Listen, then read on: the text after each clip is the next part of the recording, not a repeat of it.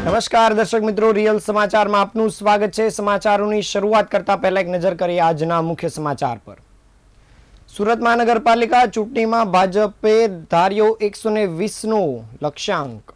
સંકલ્પ પત્રમાં સ્માર્ટ સિટીના આપ્યા વચનો। સચિન જીઆઈડીસી વિસ્તારમાંથી નકલી ઘીની ફેક્ટરી પકડાઈ, 35 લાખનો મુદ્દામાલ જપ્ત। સુરતની મિલેનિયમ માર્કેટ 1માં ભીષણ આગ લાગી, ફાયર વિભાગે મેજર કોલ જાહેર કર્યો। સસ્તી એર ટિકિટના નામે ઠગાઈ કરતી ગેંગનો પર્દાફાશ, બેંગ્લોરથી ડોક્ટરની કરાઈ ધરપકડ। સુરત પોલીસે ભાવનગરથી 27 ગુનાના આરોપી રીઢા એવા ચિરાગ ભરવાડની કરી ધરપકડ। વીમા અધિકારીની ઓળખ આપી 11 લાખ પડાવનાર ગઠિયાની ગોવાથી ધરપકડ કરવામાં આવી।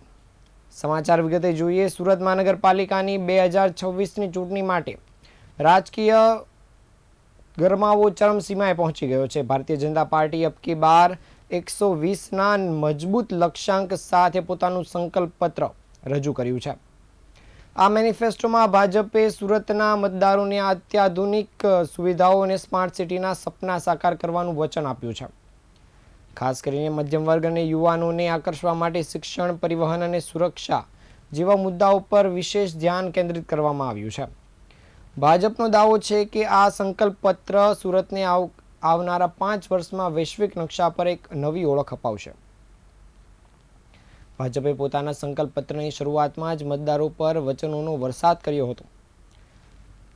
પક્ષના પ્રમુખ પરેશ પટેલે જણાવ્યું હતું કે સુરત છેલ્લા 30 વર્ષથી ભાજપનું ગઢ રહ્યું છે અને આ વિશ્વાસને જાળવી રાખવા માટે ભાજપ દરેક છેવાડાના માનવી સુધી વિકાસ પહોંચાડશે। સંકલ્પ પત્રમાં વચન આપવામાં આવ્યું છે કે સુરતને માત્ર ગ્રીન સિટી જ નહીં પરંતુ ટેકનોલોજીની દ્રષ્ટિએ પણ દેશનું અગ્રેસર શહેર બનાવવામાં આવશે। ભાજપે મતદારોને ખાતરી આપી છે કે સુરતમાં રહેણી કહેણીનું સ્તર સુધારવા માટે ઇન્ફ્રાસ્ટ્રક્ચર પર મોટું રોકાણ કરવામાં આવશે। શિક્ષણ ક્ષેત્રે ભાજપે ક્રાંતિકારી જાહેરાત કરી છે। અત્યાર સુધી પાલિકા માત્ર પ્રાથમિક અને માધ્યમિક શિક્ષણ પર ધ્યાન આપતી હતી, પરંતુ હવે 2026ના સંકલ્પ પત્ર મુજબ પાલિકા હસ્તકની ઉચ્ચ શિક્ષણ માટેની કોલેજો પણ શરૂ કરવામાં આવશે। આ કોલેજમાં આધુનિક યુગના વિષયો જેવા કે એઆઈ, રોબોટિક્સ અને ડ્રોન ટેકનોલોજીનો અભ્યાસક્રમ દાખલ કરવામાં આવશે। આનાથી સુરતના સામાન્ય પરિવારના બાળકોને પણ ટેકનોલોજીકલ શિક્ષણ ખૂબ જ રાહત દરે મળી શકશે। સુરતીઓ માટે ટ્રાફિક અને પરિવહન હંમેશા ચિંતાનો વિષય રહ્યો છે। આ સમસ્યાના ઉકેલ માટે ભાજપે વન સિટી વન કાર્ડ યોજના અમલમાં મૂકવાનું વચન આપ્યું છે। આ એક કાર્ડની મદદથી નાગરિકો મેટ્રો, બીઆરટીએસ અને સિટી બસમાં મુસાફરી કરી શકશે। અલગ અલગ ટિકિટ લેવાની પળોજણમાંથી મુક્તિ મળશે। ભાજપે જાહેર કર્યું છે કે સુરત પાલિકાના તમામ કર્મચારી, સરકારી મકાનો અને સુવિધાઓ પર વિશાળ સોલાર પ્લેટ્સ નાખવામાં આવશે। આ પ્રોજેક્ટનો મુખ્ય ઉદ્દેશ પાલિકાના વીજળી બિલને ઝીરો કરવાનો છે। સોલાર એનર્જીનો વ્યાપ વધારીને પર્યાવરણનું જતન તો થશે જ, પરંતુ પાલિકાના કરોડો રૂપિયાની બચત પણ થશે। આ ઉપરાંત શહેરમાં 24 કલાક 7 દિવસ શુદ્ધ પાણી પુરવઠો પહોંચાડવામાં આવશે। અત્યાધુનિક પમ્પિંગ સ્ટેશનો અને નવી પાઇપલાઇન નાખવાની પણ ખાતરી આપવામાં આવી છે।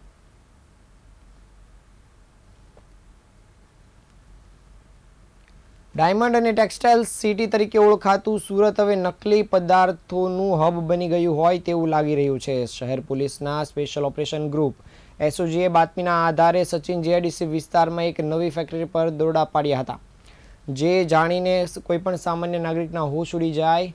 સબકા ફૂડ્સના નામે ચાલતી આ ફેક્ટરીમાં લોકોના સ્વાસ્થ્ય સાથે ખુલ્લેઆમ ચેડા કરી માત્ર 1 કિલો શુદ્ધ ઘીનો ઉપયોગ કરી તેમાંથી 15 કિલો નકલી વિદુર ઘી તૈયાર કરવામાં આવતું હતું। પોલીસે સ્થળ પરથી લાખોની કિંમતનું નકલી ઘી, મશીનરી અને રોકડ સહિત 35 લાખનો મુદ્દામાલ કબજે કર્યો છે। તપાસ દરમિયાન સૌથી ચોંકાવનારો એક ખુલાસો નકલી ઘી બનાવવાની પદ્ધતિને લઈને થયો છે। આરોપીઓ અત્યંત શાતિર રીતે ભેળસેળનું નેટવર્ક ચલાવતા હતા। તેઓ 1 કિલો શુદ્ધ ઘી લેતા અને તેમાં મોટા પ્રમાણમાં વનસ્પતિ ઘી, પામોલિન તેલ અને ખાસ પ્રકારના કેમિકલ એસેન્સ ઉમેરતા હતા। ડીસીપી રાજદીપસિંહ નકુમના જણાવ્યા અનુસાર આ ભેળસેળિયા તત્વો માત્ર પામ ઓઇલ જ નહીં પણ ખતરનાક એસ્થેટિક કલર અને કેમિકલ એસેન્સનો ઉપયોગ કરતા હતા। આશ્ચર્યની વાત એ છે કે આ ગુનેગારો ડૉક્ટરની જેમ સિરિંજ ભરીને કેમિકલ માપતા હતા, જેથી સામાન્ય માણસ અસલી અને નકલી ઘી વચ્ચેનો તફાવત સુગંધ કે દેખાવ પરથી ક્યારેય પારખી ન શકે. ગાયના ઘીની આબેહૂબ સુગંધ લાવવા માટે ખાસ પ્રકારનું ફ્લેવર્સનો ઉપયોગ કરી લોકોના સ્વાસ્થ્ય સાથે ખુલ્લેઆમ ચેડા કરવામાં આવતા હતા.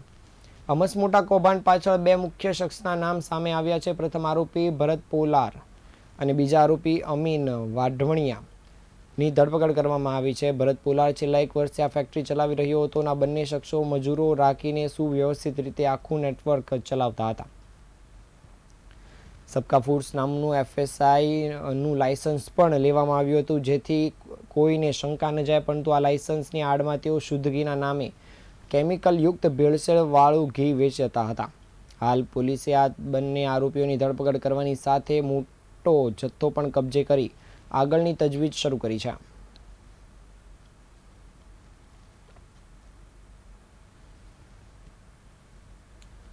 ટેક્સટાઇલ સિટી સુરતમાં છેલ્લા ઘણા સમયથી આગની ઘટનાઓમાં ચિંતાજનક વધારો થયો છે. આજે શહેરના રિંગ રોડ વિસ્તારમાં આવેલ કમેલા દરવાજા પાસેની મિલેનિયમ માર્કેટ એકમાં ભીષણ આગ ફાટી નીકળતા સમગ્ર વિસ્તારમાં નાસભાગ મચી હતી. આગ એટલી વિકરાળ હતી કે ફાયર વિભાગ દ્વારા તાત્કાલિક મેજર કોલ જાહેર કરવામાં આવ્યો હતો. આગને પગલે માર્કેટમાં રહેતા લોકોનું તાત્કાલિક સ્થળાંતર કરવામાં આવ્યું હતું અને વીજ પુરવઠો કાપી દેવામાં આવ્યો હતો. તો સાથે વેપારીઓ પોતાનો માલ બચાવવામાં પણ લાગી પડ્યા હતા. મળતી વિગતો અનુસાર મિલેનિયમ માર્કેટ એકના પહેલા માળે આવેલ વૈભવી ક્રિએશન નામની દુકાનમાં અચાનક જ આગ ભભૂકી ઉઠી હતી અને જોતામાં આગે આસપાસની અન્ય 2 દુકાનોને પણ ઝપેટમાં લીધી હતી. દુકાનોમાં કાપડનો મોટો જથ્થો હોવાના કારણે આગ ઝડપથી ફેલાઈ હતી અને આકાશમાં ધુમાડાના કાળા ગોટા જોવા મળ્યા હતા, જેને પગલે માર્કેટમાં કામ કરતા વેપારીઓ અને શ્રમિકોમાં ફફડાટ વ્યાપી ગયો હતો. આગની ગંભીરતા જોતા તાત્કાલિક ફાયર વિભાગના 7 અલગ ફાયર સ્ટેશનની 14થી વધુ ગાડીઓ તાબડતોબ ઘટના સ્થળે પહોંચી હતી. રિંગ રોડ વિસ્તારમાં ટ્રાફિકની સમસ્યા વધુ રહેતી હોવાથી ફાયરની ગાડીઓ ઝડપથી પહોંચી શકે તે માટે ટ્રાફિક પોલીસ અને સ્થાનિક પોલીસ દ્વારા ગ્રીન કોરિડોર પણ કરી આપવામાં આવ્યો હતો. આ વિશેષ વ્યવસ્થાના કારણે ફાયરના જવાનો ગણતરીની મિનિટોમાં માર્કેટ પહોંચી ગયા હતા અને આગ પર કાબૂ મેળવવાની કામગીરી શરૂ કરી હતી. પ્રાથમિક દ્રષ્ટિએ આગ લાગવાનું કારણ શોર્ટ સર્કિટ હોવાનું માનવામાં આવી રહ્યું છે, પરંતુ આગની સ્થિતિ જોતા ફાયર વિભાગ દ્વારા આ આગને મેજર કોલ જાહેર કરવામાં આવ્યો છે.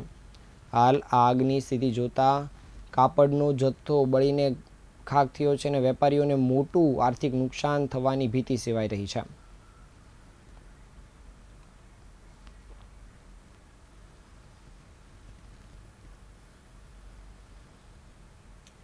સુરત શહેર સાયબર ક્રાઇમ સેલે એક મોટી સફળતા પ્રાપ્ત કરી છે. બેંગ્લોરથી એક એવા શખ્સની ધરપકડ કરવામાં આવી છે જે વ્યવસાય ડોક્ટર હોવા છતાં સાયબર ફ્રોડના રવાડે ચડ્યો હતો. પકડાયેલા આરોપી હુમાયુ કબીર અન્ય વેબસાઇટની સરખામણીએ ખૂબ જ સસ્તા દરે એર ટિકિટ બુક કરી આપવાની લાલચ આપતો હતો, જે ટ્રાવેલ એજન્ટો અને સામાન્ય લોકોને પોતાની જાળમાં ફસાવતા અને સસ્તા દરનું પ્રલોભન આપી વિશ્વાસ કેળવતા હતા. જ્યારે કોઈ ગ્રાહક ટિકિટ બુક કરાવવા તૈયાર થાય ત્યારે આરોપીઓ એડિટિંગ અને કૂટલેખન દ્વારા આબેહૂબ અસલી ટિકિટ દેખાડી બનાવટી ઇલેક્ટ્રોનિક એર ટિકિટ બનાવી મોકલી આપતા હતા, જેના કારણે સામાન્ય માણસ છેતરાઈ જતો હતો. મળતી વિગત અનુસાર સુરતના એક ફરિયાદીએ પોતાના 15 જેટલા કસ્ટમરો માટે કુલ 45 એર ટિકિટ બુક કરાવવા માટે આ ગેંગનો સંપર્ક કર્યો હતો. આરોપીઓએ માર્કેટ રેટ કરતાં સસ્તી ટિકિટ અપાવવાનો વાયદો કર્યો હતો અને ફરિયાદીને વિશ્વાસમાં લઈ અલગ બેંક એકાઉન્ટમાં 8,17,000 રૂપિયા ટ્રાન્સફર કરાવ્યા હતા. પૈસા મળી ગયા બાદ આરોપીઓએ તમામ 45 ટિકિટ ખોટી અને બનાવટી બનાવીને મોકલી આપી હતી અને બાદમાં છેતરપિંડીનો અહેસાસ થતાં ફરિયાદીએ પૈસા પરત માંગતા આરોપીઓ દ્વારા 50,000 પરત કરી આપવામાં આવ્યા હતા અને બાકીના ઓળિયા કરી લીધા હતા. જ્યારે અંતે ભોગ બનનાર આરોપીએ હેલ્પલાઇન નંબર પર ફોન કરી ફરિયાદ નોંધાવતા ક્રાઇમ બ્રાન્ચની સાયબર સેલ દ્વારા તપાસનો ધમધમાટ શરૂ કરવામાં આવ્યો હતો. સાયબર ક્રાઇમની ટીમે તાત્કાલિક સર્વેલન્સ અને બેંક ટ્રાન્ઝેક્શનના આધારે તપાસ શરૂ કરી અને પોલીસની તપાસ દરમિયાન બેંગ્લોર સુધી આ તપાસ પહોંચી હતી. ત્યાંથી પોલીસે 29 વર્ષીય હુમાયુ કબીર અબ્દુલ રઝાકની ધરપકડ કરી છે. આરોપી MBBSનો અભ્યાસ કરી રહ્યો છે અને તે અન્ય આરોપીઓ સાથે મળીને આ કૃત્ય આચરતો હતો. હાલ પોલીસે આ ગેંગ વિરુદ્ધ જુદા જુદા રાજ્યોમાં કુલ 23 જેટલી ફરિયાદો નોંધાયેલી હોવાનું પોલીસ તપાસમાં સામે આવ્યું છે.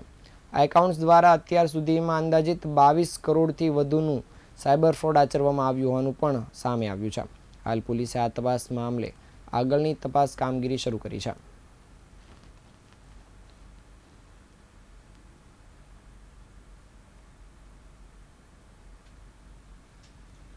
શહેરના વિવિધ વિસ્તારમાં જેનો ખોફ હતો અને જેના પર ખંડણી, મારામારી અને ખૂની હુમલા જેવા ગંભીર 27થી વધુ ગુનાઓ નોંધાયેલા છે તેવા કુખ્યાત આરોપી ચિરાગ મેર આખરે પોલીસના સકંજામાં આવ્યો છે. આરોપી ચિરાગ મેર સુરત પોલીસને થાપ આપીને ભાવનગર જિલ્લામાં છુપાયો હતો. પોલીસની પ્રાથમિક પૂછપરછમાં ચોંકાવનારી વિગતો સામે આવી છે કે તે ધરપકડથી બચવા માટે ભારત છોડી વિદેશ ભાગી જવાની પૂરજોશમાં તૈયારી કરી રહ્યો હતો. ભૂતકાળમાં ગુજસીટોક જેવા કડક કાયદા હેઠળ જેલની હવા ખાઈ આવેલા આ શખ્સે જામીન પર છૂટ્યા બાદ ફરીથી ગુનાખોરીનો માર્ગ અપનાવ્યો હતો, પરંતુ સુરત ઝોન 07ની એલસીબીની ટીમે તેની યોજના પર પાણી ફેરવ્યું છે. સુરતના ડીસીપી ઝોન 7 હેઠળની એલસીબીની ટીમ, પાલ પોલીસ અને ઈચ્છાપુર પોલીસની એક સંયુક્ત ટીમ બનાવવામાં આવી હતી અને આરોપી ચિરાગ મેર ભાવનગર જિલ્લાના ખીજડીયા ગામની આજુબાજુમાં હોવાની ચોક્કસ બાતમી મળી હતી. પોલીસની ટીમ 2 દિવસ સુધી ભાવનગરમાં ધામા નાખ્યા હતા અને આરોપી સતત પોતાનું લોકેશન બદલતો હોવાથી તેને ટ્રેસ કરવો મુશ્કેલ હતો, પરંતુ ટેકનિકલ સર્વેલન્સ અને હ્યુમન ઇન્ટેલિજન્સના આધારે આખરે તેને ભાવનગરના પરવાળા ગામ તરફ જતા રોડ પરથી કોર્ડન કરી પકડી પાડવામાં આવ્યો હતો. એસીપી શ્વેતા ડેનિયલના જણાવ્યા અનુસાર ચાલુ વર્ષે 2 જાન્યુઆરીએ ફરિયાદી વૈભવ અજીતકુમાર દેસાઈ સાથે એક ગંભીર ઘટના બની હતી, જેમાં ચિરાગ મેર અને તેના સાથીદારો સંડોવાયેલા હતા. હાલ પોલીસે આ ચિરાગ મેરની ધરપકડ કરી આગળની તજવીજ શરૂ કરી છે.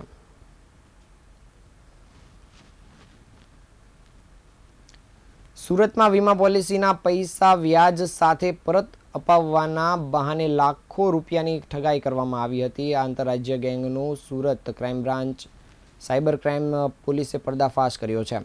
વીમા કંપનીના ઉચ્ચ અધિકારી તરીકેની ખોટી ઓળખ આપી નિર્દોષ નાગરિકોને વિશ્વાસમાં લઈ ટેક્સ અને પ્રોસેસિંગ ફીના નામે કુલ 11 લાખ રૂપિયા પડાવી લેતી આ ટોળકીના 3 સભ્યોને પોલીસે ગોવા ખાતેથી ઝડપી લીધા છે. બિહાર અને દિલ્હીના વતની એવા આ શખ્સો કુરિયર અને રેપિડો ડ્રાઈવરના વ્યવસાયની આડમાં આખું નેટવર્ક ચલાવતા હતા. ટેકનિકલ સર્વેલન્સ અને બેંક વ્યવહારોની ઊંડી તપાસ બાદ પોલીસે ગોવા અને મહારાષ્ટ્ર સુધી તપાસના તાર લંબાવી આ ઓપરેશનને સફળ પાર પાડ્યું છે. આ ગેંગ સૌપ્રથમ વીમા પોલિસી ધારકોનો ડેટા મેળવી તેવા લોકોને ટાર્ગેટ કરતી હતી, જેમની પોલિસીઓ જૂની કે બંધ પડેલી હોય. આરોપીઓ ફરિયાદીને ફોન કરી જણાવતા કે તમારી જૂની 8 પોલિસીઓમાંથી 5 પોલિસીના પૈસા હજુ લેવાના બાકી છે. ફરિયાદીઓને વિશ્વાસ જીતવા તેઓ પોલિસી એજન્ટોના નામનો પણ ઉપયોગ કરતા હતા. એકવાર ફરિયાદી લાલચમાં આવી જાય એટલે તેમને ટેક્સ, પ્રોસેસિંગ ફી અને અન્ય સરકારી ચાર્જીસના બહાને વર્ષ 2021થી 23 દરમિયાન ટુકડે લાખો રૂપિયા ઓનલાઈન ટ્રાન્સફર કરાવી લીધા હતા. જ્યારે ફરિયાદીને પોતે છેતરાયા હોવાનો અહેસાસ થયો ત્યારે તેણે સાયબર ક્રાઇમમાં ફરિયાદ નોંધાવી હતી, જેના આધારે પોલીસે ફરિયાદ નોંધી તપાસ કરીને ગોવાથી 3 શખ્સોની ધરપકડ કરી છે. પોલીસે આ ડિજિટલ નેટવર્કને ટ્રેક કરી ગોવા અને મહારાષ્ટ્ર સુધી તપાસના તાર લંબાવ્યા હતા. હાલમાં આ 3 આરોપીઓને સુરત લાવવામાં આવ્યા છે અને આ નેટવર્કમાં સંડોવાયેલા અન્ય નાસ્તા ફરતા મુખ્ય આરોપીઓની શોધખોળ પણ શરૂ કરાઈ છે.